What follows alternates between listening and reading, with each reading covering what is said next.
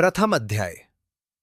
एक समय नैमिषारण्य तीर्थ में शौनक आदि सभी ऋषियों तथा मुनियों ने पुराण शास्त्र के वेत्ता श्री सूत जी महाराज से पूछा, महामुने, किस व्रत अथवा तपस्या से मनोवांछित फल प्राप्त होता है, उसे हम सब सुनना चाहते हैं। श्री सूत जी बोले, इसी प्रकार देवर्षि नारद जी के द्वारा भी पूछे जाने पर भगवान श्री कमलापति जी ने उनसे जैसा कहा था उसे कह रहा हूं। आप लोग सावधान होकर सुने।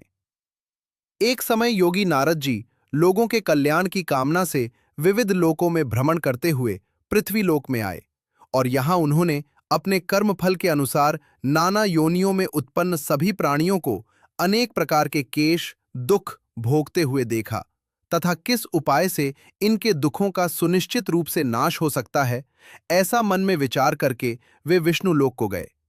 वहां 4 भुजाओं वाले शंख, चक्र, गदा, पद्म तथा वनमाला से विभूषित शुक्कुवर्ण भगवान श्री नारायण जी का दर्शन कर उन देवाधिदेव की वे स्तुति करने लगे। नारद जी बोले, हे वाणी और मन से परे स्वरूप वाले अनंत शक्ति संपन्न, आदि मध्य और अंत से रहित, निर्गुण और सकल कल्याणमय गुणों से संपन्न, भक्तों की पीड़ा नष्ट करने वाले परमात्मन, आपको नमस्कार है। स्तुति सुनने के अनंतर भगवान श्री विष्णु जी ने नारद जी से कहा, महाभाग, आप किस प्रयोजन से यहां आए हैं? आपके मन में क्या है? नारद जी बोले, भगवन, पृथ्वी लोक में अपने पाप कर्मों के द्वारा विभिन्न योनियों में उत्पन्न सभी लोग बहुत प्रकार के फ्रेशों से दुखी हो रहे हैं।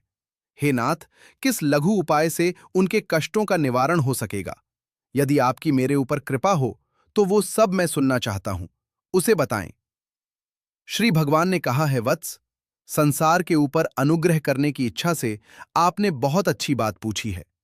जिस व्रत के करने से प्राणी मोह से मुक्त हो जाता है उसे आपको बताता हूं, सुने। हे वत्स, स्वर्ग और पृथ्वी लोक में दुर्लभ भगवान सत्यनारायण का एक महान व्रत है। आपके स्नेह के कारण इस समय मैं उसे कह रहा हूं। अच्छी प्रकार विधि विधान से भगवान सत्यनारायण जी का व्रत करके मनुष्य शीघ्र ही सुख प्राप्त कर परलोक में मोक्ष प्राप्त कर सकता है।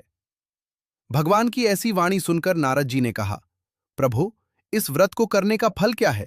इसका विधान क्या है? इस व्रत को किसने किया और इसे कब करना चाहिए? यह सब विस्तार पूर्वक बतलाइए। भगवान ने कहा, यह श्री सत्यनारायण जी व्रत दुख शोक आदि का शमन करने वाला, धन धान्य की वृद्धि करने वाला, सौभाग्य और संतान देने वाला तथा सर्वत्र विजय प्रदान करने वाला है। जिस किसी भी दिन भक्ति और श्रद्धा से समन्वित होकर मनुष्य ब्राह्मणों और बंधु बांधवों के साथ धर्म में तत्पर होकर सायंकाल में भगवान श्री सत्यनारायण जी की पूजा करे, नैवेद्य के रूप में उत्तम कोटि के भोजनीय पदार्थ को सवाया मात्रा में भक्तिपूर्वक अर्पित करना चाहिए। केले के फल, घी, दूध, गेहूं का चूर्ण अथवा गेहूं के चूर्ण के अभाव में साठी का चूर्ण, शक्कर या गुड़, ये सब योग्य सामग्री सवाया मात्रा में एकत्र कर निवेदित करनी चाहिए। बंधु बांधवों के साथ श्री सत्यनारायण भगवान जी की कथा सुनकर ब्राह्मणों को भोजन कराना चाहिए। भक्तिपूर्वक प्रसाद ग्रहण करके नृत्य गीत आदि का आयोजन करें। तदनंतर भगवान सत्यनारायण का स्मरण करते हुए अपने घर को जाएं। ऐसा करने से मनुष्यों की अभिलाषा अवश्य पूर्ण होती है। विशेष रूप से कलयुग में पृथ्वी लोक में यह सबसे छोटा एवं सरल उपाय है।